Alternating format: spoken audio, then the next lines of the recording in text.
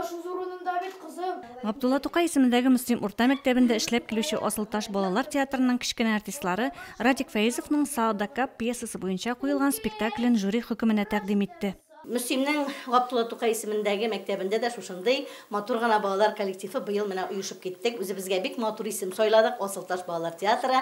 Һәм шушы балаларның көче белән Кәрим Тинчуринның 90 еллыгына багышланган мәктәп һәм гаилә театрлары конкурсында чыгыш ясадык. Безнең инде чыгышыбызны жюри әгъзалары бик ошаттылар, бик матур бәя бирделәр.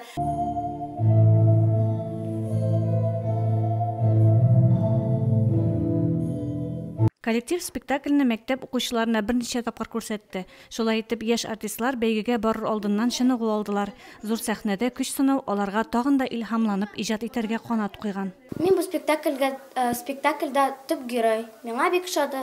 Мин япон кызын күрсәтә идем. Жюри безнең спектакльне елый карады. Мин шәхсән калдырмадым инде. Бүтәннәрне белмим. Миңа бик ошады. Без бик әйбәт чыгыш ясадык дип уйлыйм. Миңа бу коллектив бик ошады, Асылташ исемендәге.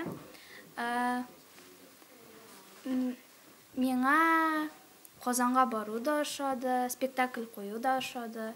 Без Тинчурин театрына бардык, анда бик ошады. 10 көчле коллективлар арасында катнаштык. Безнең Асылташ театрыбыз алга үссен һәм уңышларга ирешсен. Мин бу әсәрдә балыкчы бабай ролен уйныйм. Бабай ролен уйнарга бик кызык. Мәктәпләрдә элек-электән театр коллективлары булган. Алар авылдан авылга йөреп тә спектакльләр куйганнар. Хәзер дә бу аеруча кирәк санала. Сәхнәдә чыгыш ясау баланың рухи үсеше өчен бик кирәк.